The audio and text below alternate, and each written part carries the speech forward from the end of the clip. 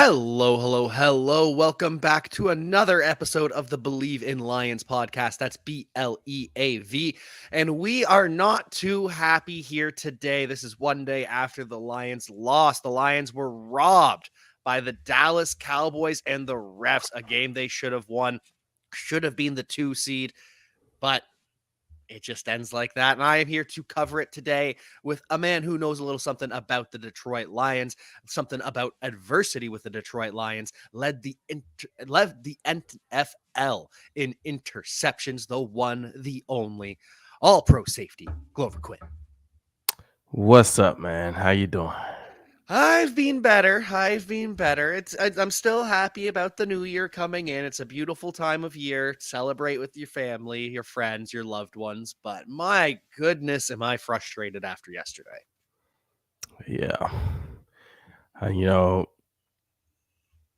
I think you say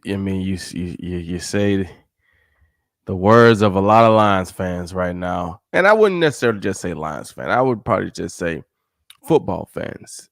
You Yep. know, even like it's hard for me to even just say Cowboys fans, right? Cowboys won the game. I get it. But if you are a true fan of the game and respect the game of football, you understand and you just want the game to be played the right way. If you win, you win, you lose, right? So to me, it's hard to listen to a Cowboy fan say, oh, they done this right. Oh, that was the right call. No, it clearly wasn't. Clearly wasn't.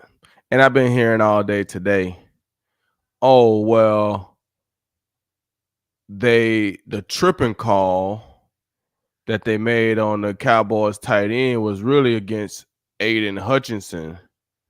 So that should guys, guys, guys.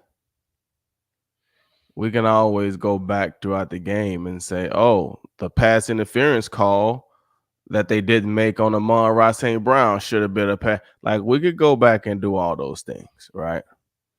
Throughout the course of the game. We could do all those things. The biggest moment in the game in that situation, the referees can't make a mistake. Especially when they It's know what's not a coming, it's too. right, and it's not like it's a high pace, fast pace moment, right? You can't make a mistake in that moment. And like you said, they done already warned you that it's coming. They've been setting it up all game. People think that in the NFL, which is the highest level of football in America, that you just supposed to blatantly say, hey guys, I'm Taylor Decker. I'm reporting for duty. It's not how it works, guys. That's why they do so many different things, right? That's why offenses run a bunch of guys on, run a bunch of guys off, right? They do it. They try to, because if you got Usain Bolt on your sideline and he's not in the game generally, if you just blatantly put him in and announce to everybody that Usain Bolt's in the game, we probably expecting him to go up top, right? So they want to try to sneak Usain Bolt in the game so that people don't recognize that he's in the game, so that we can catch you off guard, right? So knowing that this was a possibility that they had in the books, we're gonna build this into our game plan. We're gonna have Dan Skipper coming in, and he's gonna be the eligible guy multiple times. Why? So that the defense can see Dan Skipper running in multiple times throughout the game, reporting him as eligible. Because by the time you get to the end of the game, you're not even really paying attention. to the referee. You just hear him say, such and such is eligible. Wooty, wooty, woo. They ain't did nothing all game but run the ball when he was in there. Right? Just only this time, Dan Skipper comes running in, but Taylor Decker is in your face. Taylor Decker is telling you that he's reporting. But to the whole stadium, it looks like Dan Skipper is coming in. And the referee fell victim to that. He assumed that Skipper was reporting. He looked Decker in his face. It was one of those things where you know how you see these little things on Instagram or social media where it say, if you look at this right here, the word that you looking at is the word that you will hear in your brain, right? They might have red and green up there and they're saying something, but if you look at the word green, that's the word that you'll hear them saying. If you look at the word red, you see what I'm saying? I think it was a situation like that because you're looking at Taylor, but you've been hearing 70 is reporting all game. You're looking at Taylor, but you've been hearing 70. Or you're looking at Taylor and you glancing, you see 70, but you hear Taylor. You see 70, you hear Taylor. Something happened right there. And when you go and tell them that 70 reported, 70 never said a word to you. You left before 70 even got there. He never said a word to you. He was so far away, too. He was Yeah. so far away. If you didn't hear Taylor, there's no way you heard Dan Skipper. And everybody's saying this and this and that. That's how you have to do it. That's how you have to do it because otherwise, if Dan Skipper has been coming in as the eligible guy all game, and then you make it obvious that, hey, Taylor Decker just declared it's a red flag. It's a red flag. Defenses might be a little more on their antennas. So you got to make it look the same. You got to create a diversion. That's why you're professional players. That's why you're professional referees. You can't miss that. And I said it last night. This is a play that they work on starting back in OTAs, right?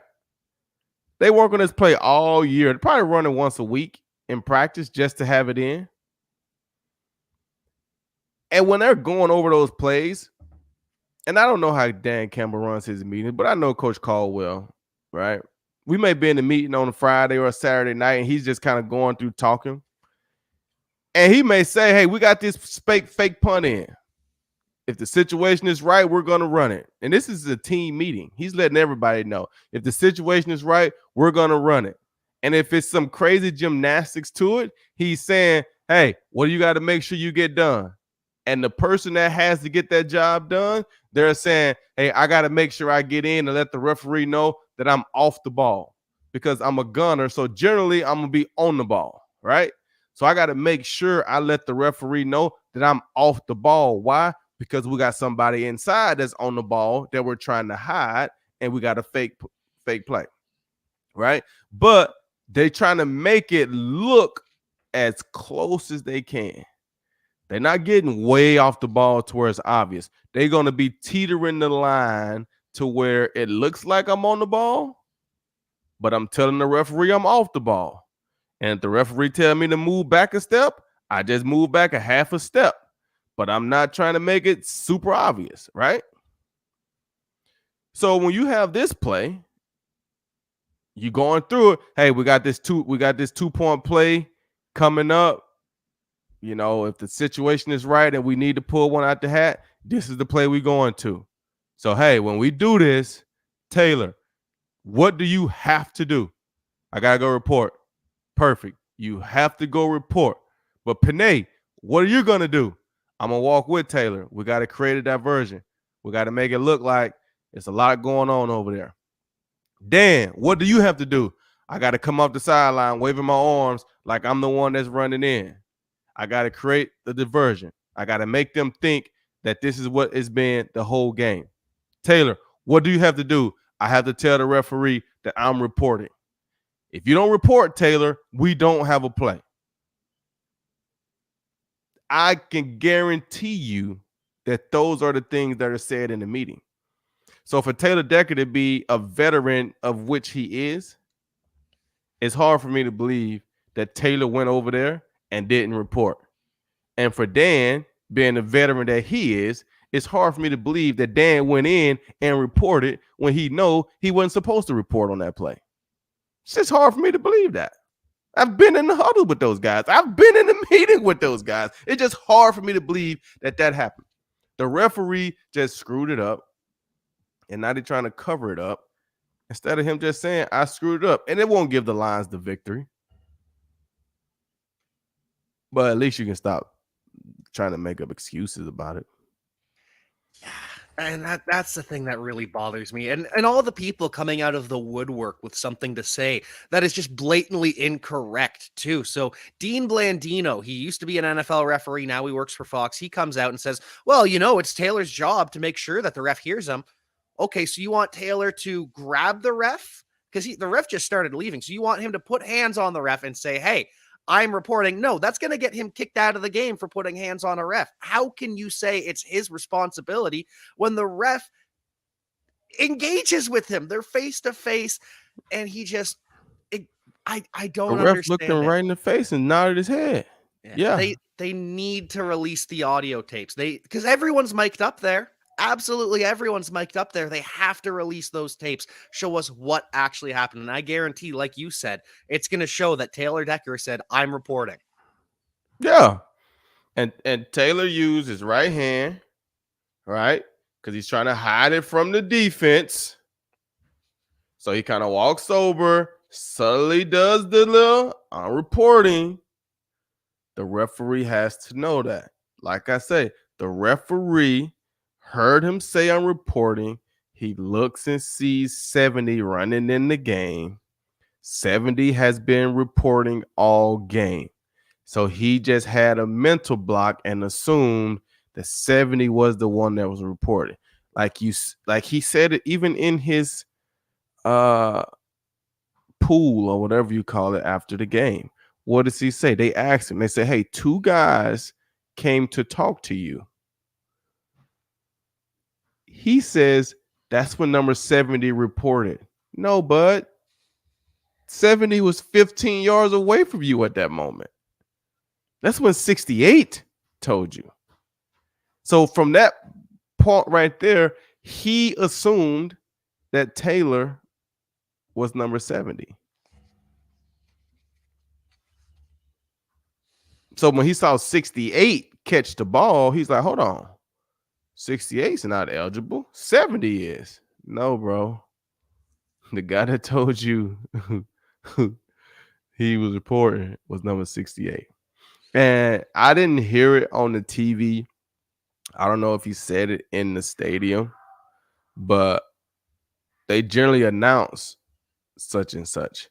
I don't know if he said it or not. I saw him run over to the defense, say something to those guys, but I didn't see him stop and hit the thing and announce it or however they do it. I didn't see that part. Maybe he did, maybe he didn't. I wasn't at the stadium. So I But didn't like see I it in said, real time, but in the videos after the fact, it shows that he does announce 70 while the Lions are in the huddle. So they're calling the play. They don't hear what was announced. yeah, And they're not paying attention to that. even if they did, the Lions don't have a timeout anymore. They are out of timeout. So even if they had said, "Okay, you made the wrong call, it's 68," there's nothing they can do to stop it. There's absolutely nothing they can do to stop it. No matter how you slice it, it's on the refs. Yeah, that's all. That's all on the refs. And then I saw people trying to say that the Lions were in an illegal formation. Well, first of all, guys, if Taylor Decker reports as eligible, that means Taylor Decker is now your tight end. And so you can have center, guard, tight end. It's what you call an unbalanced line on the other side. In high school terms, we might call it tackle over, any kind of situation like that, right? So when you look at that backside, Taylor Decker is on the ball. The wide receiver is off the ball. But guess what he's doing? He's teetering the line. He's teetering the line, guys. He's getting as close to the line as I can be, but still being off the ball. That's why he's making sure that he's checking with the referee. Hey, I'm off. I'm off. I'm off. The referee is like, okay. On the other side, Sam Laporta is the tight end. He's clearly off the ball. So now the wide receiver has to be on the ball. Amon-Ra St. Brown is clearly on the ball. So you got Amon and Sam Laporta on one side, and then you have all of the O linemen. That's the unbalanced line. And then on the backside, you got the guard, and then you got the tight end, who is Taylor Decker, that reported eligible, and then you got a receiver that's off the ball. So you got tight end, receiver, backside, you got tight end, receiver, front side, and then you got the running back in the backfield. Those are your 5 eligible guys. So it was not an illegal formation. It was legal. I guarantee you, they practiced that every week. They executed it to the T, from the receivers. They executed it to the T, and the refs screwed them. And it's just so frustrating after the fact too, because you're not going to get the win out of it. You're not going to get another down to play it because the ref screwed it up. Instead, you just get the loss. You're pretty much locked into the 3 seed now. There's a small chance that if the Cowboys and Eagles win or lose next week, Lions can get the 2, but it's a 3% chance. You're pretty much locked into where you are. And okay, great. This referee crew doesn't get to work a playoff game anymore. That's the punishment. They're not going to admit that they were wrong. They're just going to, behind closed doors, just say, yeah, there's a punishment. We're not going to talk about it. Go away. Right. And I just think that's not, I just don't think that's right. I think there should be some other level of accountability. I think especially when you're having these national TV games, if we're gonna have New York and all the instant replay, and we're gonna have all the high executives watching, I feel like they should have the ability to overrule or make something up when it's necessary. Yes, you want the referees to call the game, but when it's something big like that, in that type of moment, I think New York should have the power to be able to say, hey guys, hold on, what's going on here? Because this is what it's looking like. It looks like Taylor Decker reported. Did you say the wrong number? Because this is what it looks like. If you said the wrong number, that's on you. Taylor Decker, you see what I'm saying? And I get it. They probably not going to do all that. But it does no good to come back, and it does no good. I mean, and think about the money from the Lions. Like, you go from possibly getting to have 2 home playoff games to now probably just 1. Right? Yep. Wild card game, you at the home.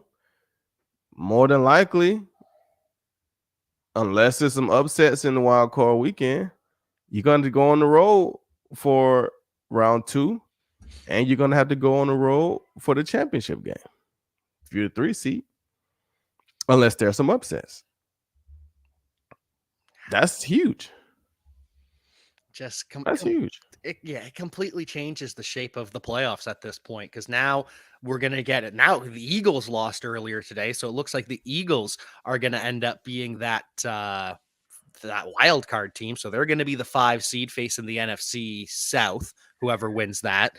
And then the Lions are either going to be playing against the Rams or the Seahawks. And that's their 1 home playoff game. Week after that, depending on what happens with the Cowboys and the other team, they're gonna head to Dallas and they'll get that chance to make up for it, but too little, too late. You know what I mean? Yeah. Like I said, I just think there has to be something that the league can do in real time to make sure that we don't have these type of situations. And I'm not just saying that because it's the Lions. I feel that way about the game. I know how hard guys work to play this game. You know, I was watching the game with my kids last night, and I was just like, man, these guys are playing hard out there.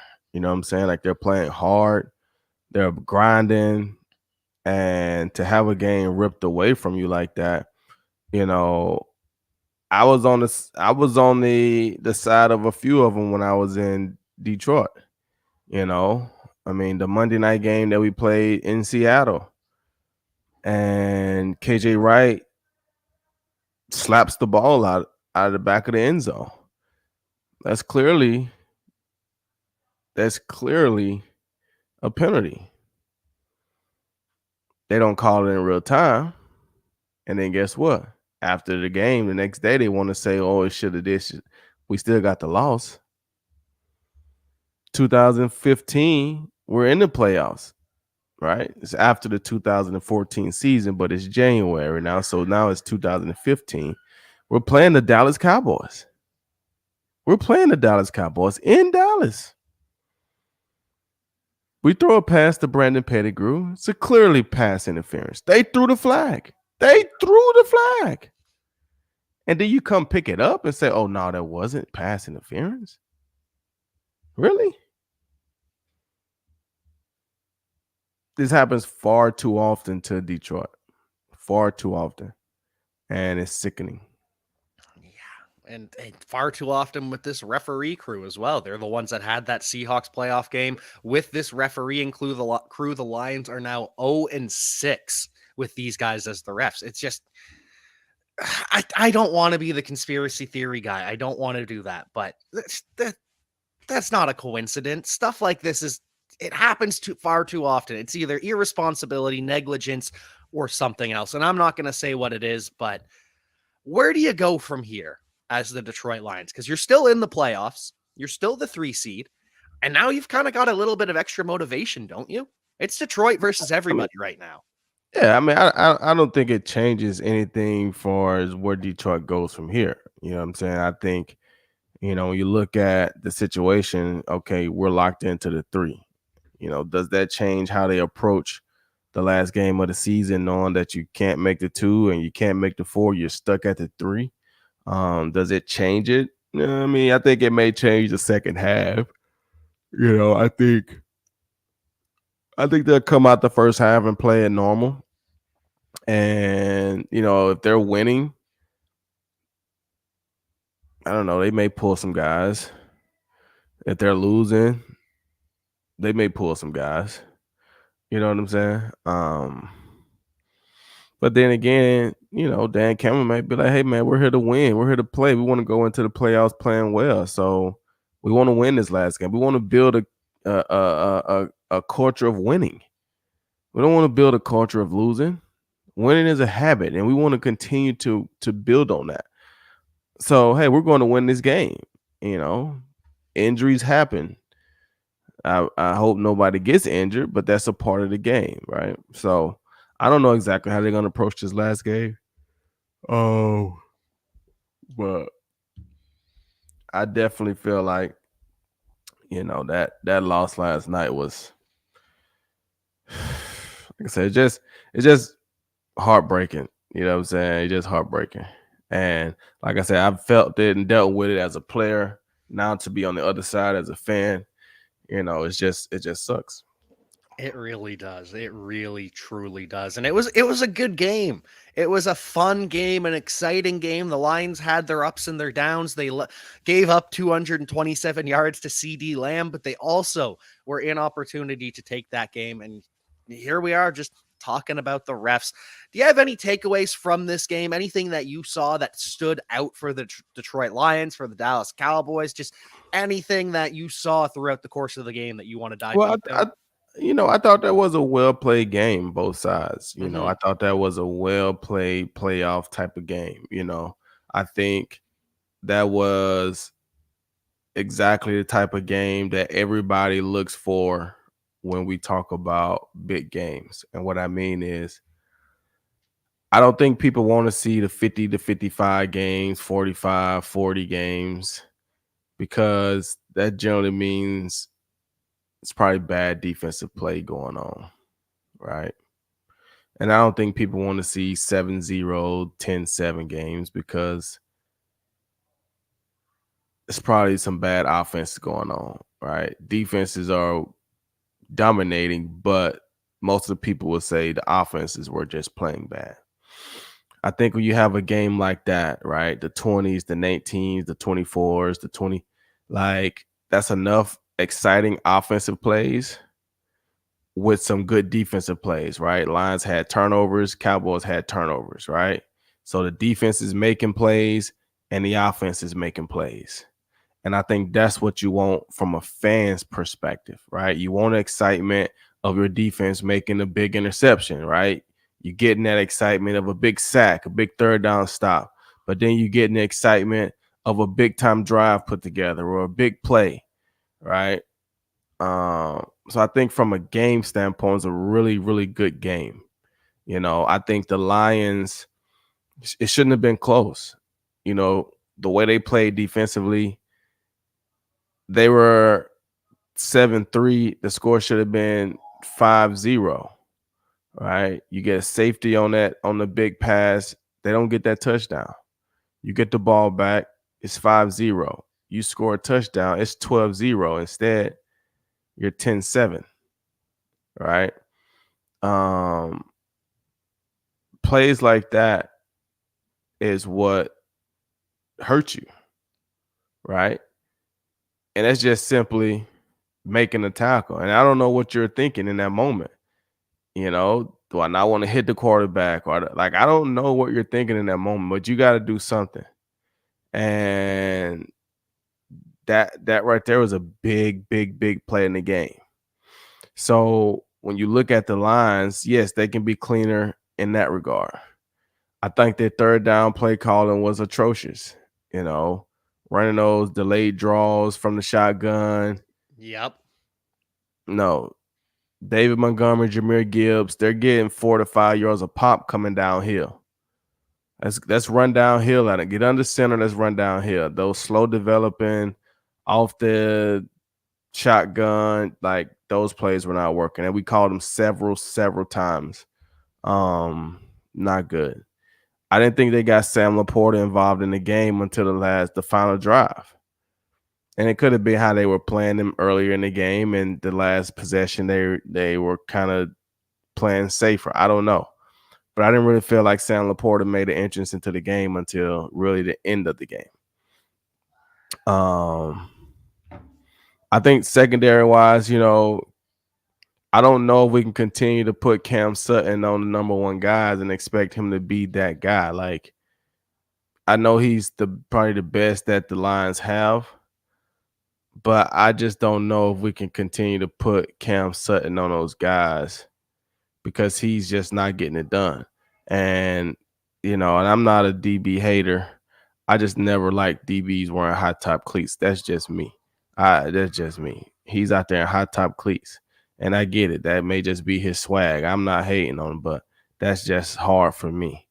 But from the very beginning, CeeDee Lamb had him, and it's simple. Just, hey, you just make the tackle right there, and it's a simple play. You miss a tackle, he runs for 40, right? Like, just simple things that we see week in and week out that, he's getting a hard task. I get that.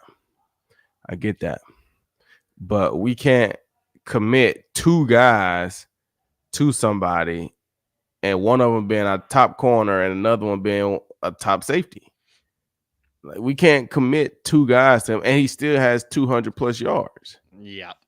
Like, we can't do that, right? You could have put me out there, and he could have did that, right?